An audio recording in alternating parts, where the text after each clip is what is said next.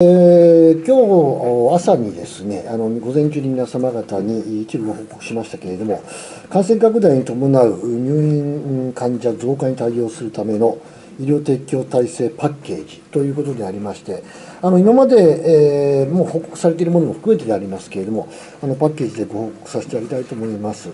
今までですね、新型コロナ患者の皆様方への対応、並びにですね、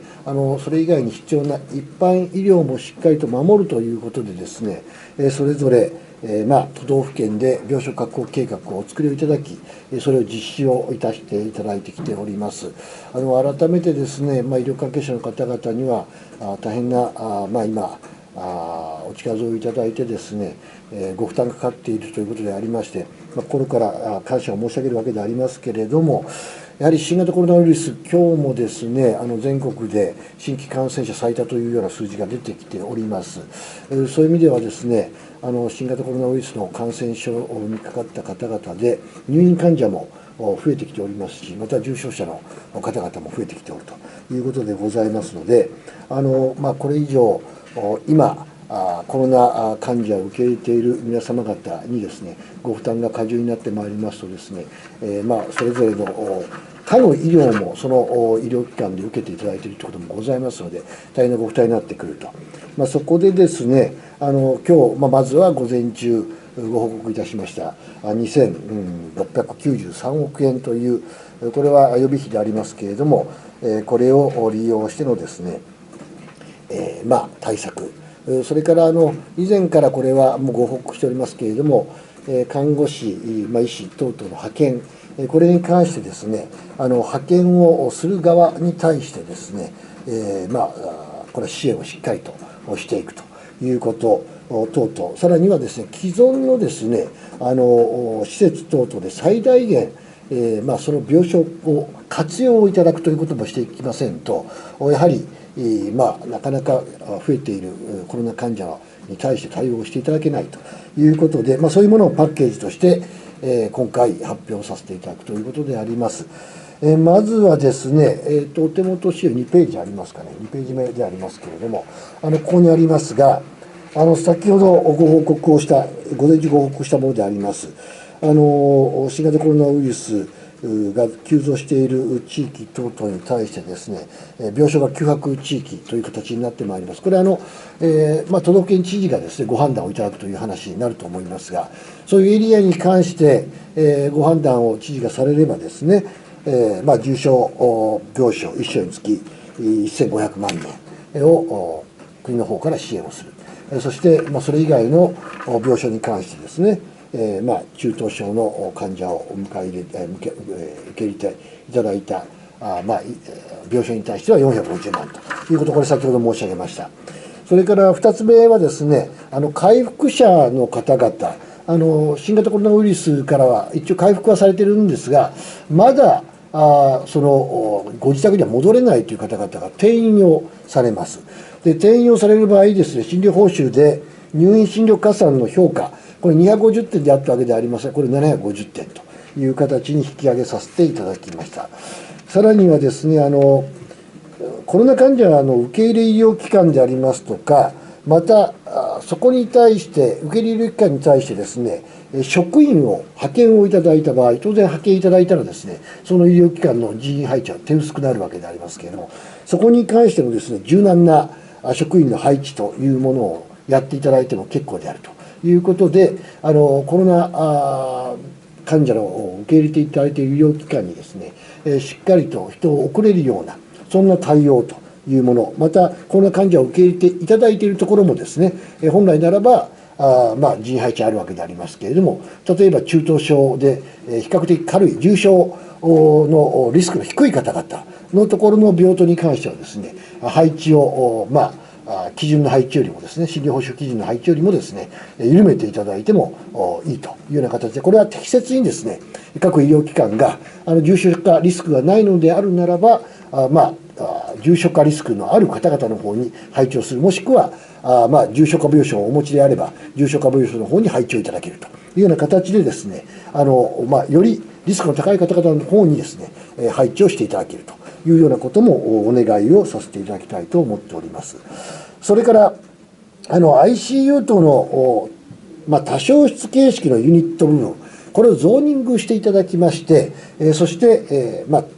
個室単位化をする。大体 ICU って結構カーテン引いてですね、何人かっていうような形になっておりますので、コロナの場合なかなかそういう対応が難しいということで、それを個室化する中においていくつかに分けていただくというような形、こういうようなこともですね、ぜひともやっていただきたいということで、これに関してもですね、そういうことをしっかりとお願いをしていきたいと思います。それから医療機関の敷地内に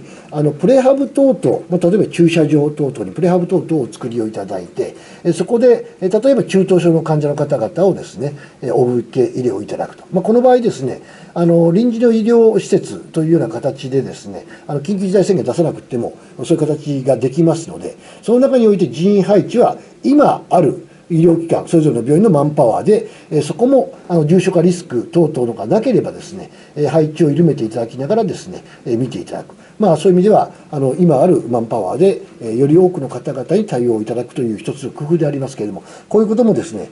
一つ、ぜひとも、ご理解をいただいて、ご利用いただければというふうに思います。3つ目でありますけれども、院内感染発生時に、早期の収支を実現するための手法でありますが、国の財政支援と、これ、外部からの外部からの人的支援について、改めて整理をいたしまして、院内感染の早期収集支援策を盛り込まさせていただいております。これ3ページ目であります。そしてですね、そしてですね、4つ目についてでありますけれども、看護師等や、また医療従事者等々の派遣、これは今までも支援をしてまいりました。これもしっかりと対応すると同時にですね、看護職、これは看護師が今やっておられる業務というものはですね、本来の医療行為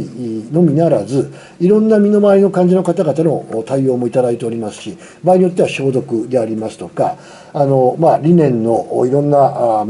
交換でありますね、こういうものもやっていただいておりますので、こういうものに対して、例えば看護補助者等、医療関係者、こういう方々にも対応いただく、また民間事業者の方々にもですね、やれる部分はしっかりと、もちろんそのためにはコロナの感染者の方々に近づかれるわけでありますから、一定のですね、注意事項等々を学んでいただいた上になると思いますけれども、対応いただいて、看護師の方々に本来の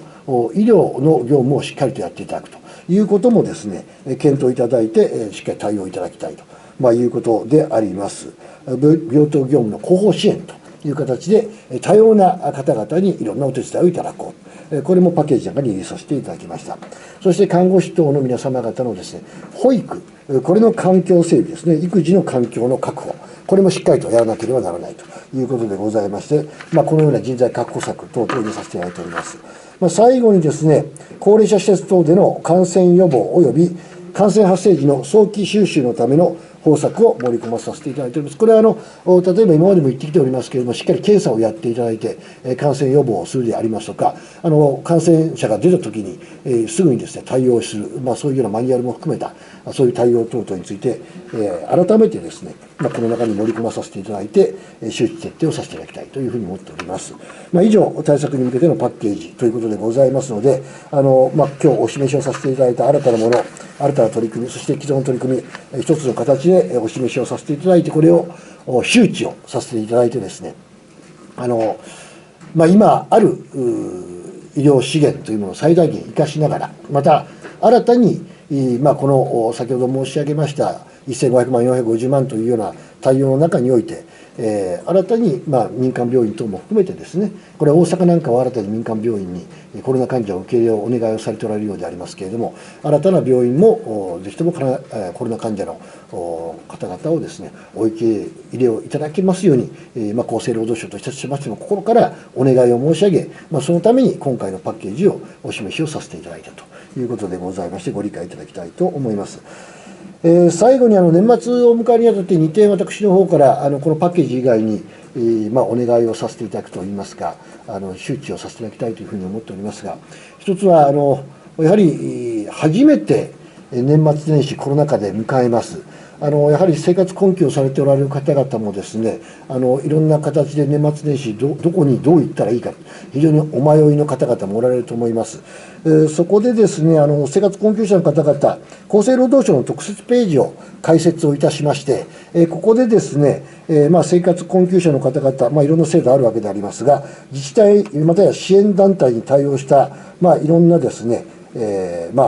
取りまとめの上のですね、ホームページの上でそういうところを、リンクして飛ぶようにさせていただいております。そういう意味で、そういうところをご利用いただく中において、改めて、生活保護という制度もございますので、これは本当に困窮された場合には生活保護、これは国民が受けられる権利でございますので、迷わずそういう場合には、この生活保護もですね、各自治体の福祉部局の方に行っていただいて、申請をいただければというふうに思います。そしてもう一つはですね、休業手当等々が支払われない方々に対してのですね、休業支援金、これに関してですね、改めて、日々雇用でありますとか、シフト制、長型派遣の方々、この方々も、一定の方々、一定の場合には対応するということを、これ10月にですね、リーフレットを作らさせていただきました。9月の末までにですね、休業を強いられた方々に関しては、申請日を1月末まで延長いたしております。今まで12月末まででありましたけど、1月末までということでございますので、改めて心当たりのある方々はですね、